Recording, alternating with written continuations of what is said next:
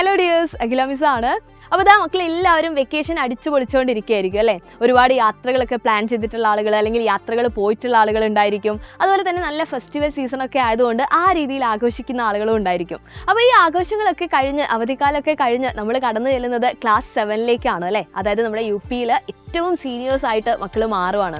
അപ്പോൾ അതോടൊപ്പം തന്നെ നമുക്കറിയാം ക്ലാസ് 7 എന്ന് പറയുമ്പോൾ നമ്മൾ സീനിയേഴ്സ് ആയിട്ടുണ്ടെങ്കിൽ അതിനനുസരിച്ചിട്ടുള്ള കാര്യങ്ങളും നമുക്ക് അവിടെ പഠിക്കാനുണ്ട് അല്ലേ. നമ്മുടെ സിലബസ് ഒക്കെ നോക്കുകയാണെങ്കിൽ വളരെ ഡീറ്റെയിൽ ആയിട്ട് ഓരോ കോൺസെപ്റ്റുകളും നമ്മൾ പണ്ട് പഠിച്ചിട്ടുള്ള പല കാര്യങ്ങളും ഇൻ ഡെപ്ത് ആയിട്ട് വളരെ ആഴത്തിൽ നമുക്ക് എന്ത് ചെയ്യാനുണ്ട്, പഠിച്ചെടുക്കാനുണ്ട്. അതിനൊപ്പം തന്നെ നമ്മൾ ഏറ്റവും ഇമ്പോർട്ടൻ്റ് ആയിട്ട് ശ്രദ്ധിക്കേണ്ട ഒരു കാര്യം എന്ന് പറയുന്നത് നമ്മൾ എഴുതാൻ പോകുന്ന കോമ്പറ്റീറ്റീവ് എക്സാം ആണ് അല്ലേ. നമ്മുടെ USS എക്സാമിനേഷൻ വരുന്നത് നമ്മുടെ ക്ലാസ് 7ലാണ്.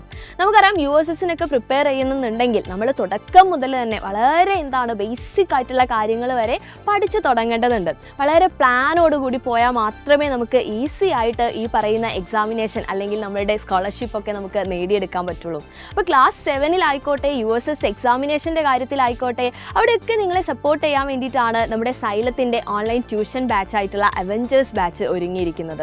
മക്കൾക്ക് അറിയായിരിക്കും അല്ലേ, നമ്മൾ അവിടെ ഓരോ ചാപ്റ്റേഴ്സിൻ്റെയും എല്ലാ സബ്ജക്റ്റുകളിലുള്ള ഓരോ ചാപ്റ്റേഴ്സിൻ്റെയും ലൈവ് ക്ലാസ്സുകളും അതോടൊപ്പം തന്നെ അതിൻ്റെ റെക്കോർഡഡ് ക്ലാസ്സുകളും ഉണ്ടായിരിക്കും. അതുകൂടാതെ തന്നെ നിങ്ങൾക്ക് ഡയറക്റ്റായിട്ട് ഡൗട്ട് ക്ലാരിഫൈ ചെയ്യാനുള്ള ഓപ്പർച്യൂണിറ്റീസ് നമ്മുടെ അവഞ്ചേഴ്സ് ബാച്ചിൻ്റെ ഒരു പ്രത്യേകതയാണ്. ഇതോടൊപ്പം തന്നെ ഓരോ യൂണിറ്റ് കഴിയുമ്പോഴും നമ്മൾ അവിടെ യൂണിറ്റ് ടെസ്റ്റുകൾ കണ്ടക്ട് ചെയ്യാറുണ്ട്. അതുകൂടാതെ തന്നെ നമുക്ക് ഓണം എക്സാം ആയിക്കോട്ടെ, ക്രിസ്മസ് എക്സാം ആയിക്കോട്ടെ, ഇനി ഇതെല്ലാം കഴിഞ്ഞിട്ട് നമ്മുടെ ആനുവൽ എക്സാം ആയിക്കോട്ടെ, അതിൻ്റെ എല്ലാം ഒരു മോഡൽ എക്സാമിനേഷനും നമ്മുടെ അവഞ്ചേഴ്സ് ബാച്ചിൽ നമ്മൾ കണ്ടക്ട് ചെയ്യാറുണ്ട്.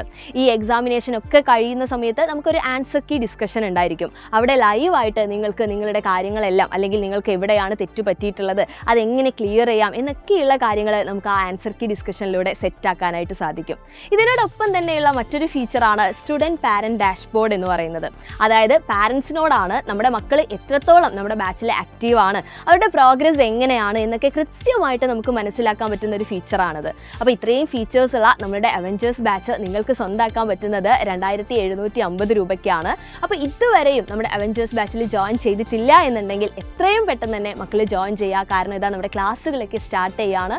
ബേസിക്സ് ആയിട്ടുള്ള ഓരോ സബ്ജക്റ്റിൻ്റെയും ബേസിക് ആയിട്ടുള്ള കാര്യങ്ങളായിരിക്കും നമ്മൾ തുടക്കത്തിൽ പഠിപ്പിക്കുന്നുണ്ടാവുക. അത് കഴിഞ്ഞ് നമ്മൾ ഇങ്ങനെ ഓരോ ചാപ്റ്റേഴ്സിലേക്ക് കടക്കുകയാണ് ചെയ്യുക. അപ്പോൾ മക്കൾ ഇതുവരെയും ജോയിൻ ചെയ്തിട്ടില്ലെങ്കിൽ ഈ കാണുന്ന നമ്പറിൽ കോൺടാക്ട് ചെയ്തിട്ട് എത്രയും പെട്ടെന്ന് തന്നെ നമ്മുടെ അഡ്മിഷൻ എടുക്കുക. നമുക്ക് അടിപൊളിയായിട്ട് നമ്മുടെ ക്ലാസ് 7ഉം നമ്മുടെ USS ഒക്കെ സെറ്റ് ആക്കേണ്ടതുണ്ട്. സോ നമ്മുടെ അവഞ്ചേഴ്സ് ബാച്ചിൽ കാണാം. ബൈ.